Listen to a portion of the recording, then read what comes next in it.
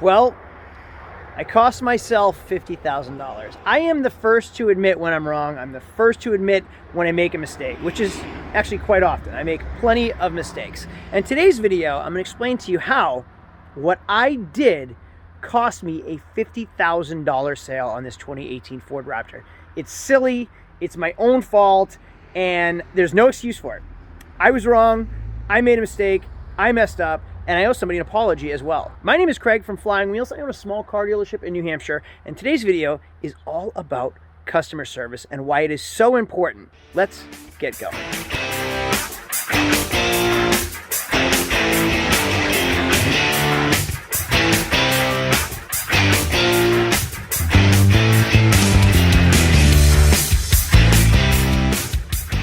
So hey everyone, once again, my name is Craig from Flying Wheels and welcome to my Flying Wheels YouTube channel. You can see I am stocking up. I am getting ready for tax season. I don't even have any parking spaces available in this parking lot. We're double parked over here because I have been stocking up for tax season. I've been crazy busy lately, just buying things and then repairing things and then working on getting them reconned. And it's like a juggling act, always trying to make sure everything is ready for sale. What needs to be repaired, what needs to be cleaned, what needs to be taken photos of and listed for sale, who's coming to look at what car today. There's a lot on my plate and it's like a juggling act. I am always busy trying to make sure everything is on a level playing field and everything's happening. Because if I'm not doing my job, no one else here has a job, and that's the way I explain it to my guys. If I'm not doing my job, they aren't able to do their job. So I really need to focus on a lot of things all at once.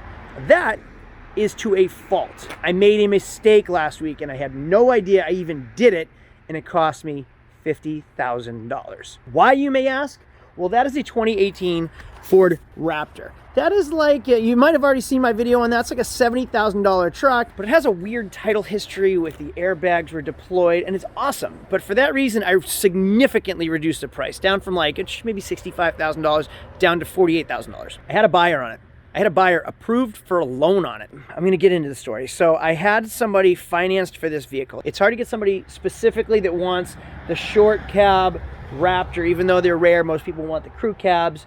It's hard to get somebody financed for $50,000 because not everybody has great credit or is able to finance that amount of money for a vehicle. So I finally found somebody that was approved on this truck. They loved it. German, if you know my shop, German sold it to somebody. My finance manager got them financed. It was just pending a couple things. Well, I called them the other day to say, hey, just following up on the Raptor, want to make sure that you're coming up. If you need anything from us for the bank, let me know. And they said, well, yeah, but what are you doing with my wife's vehicle? What do you mean, what am I doing with your wife's vehicle? She bought that Jeep Compass from you 2 weeks ago and had a couple issues. You never called her back. We were waiting to hear back on that, and we never did, so we're all set with the Raptor. Now let me explain in depth what happened and why customer service is so important. As I had just mentioned, I am crazy busy. It's the holidays. You can see the snow down here. I was prepping for Christmas. I was prepping for tax season. I was trying to get the shop just flowing, and I dropped the ball. Somebody had a question. They bought a Compass from us, a 2012 Jeep Compass for like $6,000. It was a cheapy car, but it was nice. It had reasonable mileage. We had it state inspected, but the radio wasn't working. And she had called me and she said, Craig, why is the radio not working? Oh, let me call the previous owner. He's a friend of mine. I'll find out. I never called back. She called me the next day. I just forgot. Craig, the radio's still not working. Can you find out? Oh, yeah, I will. I'll call them right now. I called him. It was a fuse that he had to replace and he never did. So I, again, got busy and forgot to call her back and tell her what was going on. Day 3, she calls me. Craig, there's a light on my dash. Can you take care of it for me? I said, yeah, but you're in a different state. Why don't you got to get it state inspected? Why don't you have your mechanic look at it and call me back? Let me know what it is. So long story short, I brushed her off a couple times, and it wasn't intentional. It was just that I got so busy and caught up, and honestly, I undersold the car. It was probably like an $8,000 car, and I sold it for $6,000, and I sold it the day I listed it, and that's how I know I undersold it. So I don't think I was that motivated to actually do much after the sale because we kind of sold it short. Now, that's no excuse. A sale is a sale, whether it's a $6,000 or a $60,000 car. A customer is a customer, and a person is a person. We're all human beings. Everyone needs to be taken care of the same. It doesn't matter how much money you have, and I know that. But this customer got brushed off 3 different times by not just anybody, but by me, the owner. And there's no excuse for it. I mean, I know I've given you excuses that I was busy, but that isn't an excuse. I should have been calling her. I should have been helping her. And the after sale is just as important as the sale, because you want to be treated well. You want to treat people well. And you do ultimately want their repeat business, which is a perfect segue into this. So I called this guy and said, hey, I just wanted to check up on the Raptor, see what you wanted to do with it. And his response was, we're all set. Basically, I didn't help them on the sale of the Jeep Compass, and I didn't know they were the same people. I didn't realize the people that bought the Compass were also buying the Raptor. Again, no excuses, which I'll explain in a second. Had I taken care of her on her $6,000 Jeep Compass, they would have bought a $50,000 Ford Raptor that they were approved on by us for financing. I dropped the ball. I didn't know the two were connected, and both should have got just as much attention whether they were buying 2 things together or separately. Anyway, I should have given her attention. I should have given him his attention. I didn't. And because they're husband and wife, also a customer, obviously they were so happy with the Compass to begin with that they wanted to buy a second car from us. But because I dropped the ball on the first car, the cheap car, they backed out of the second car, the expensive car.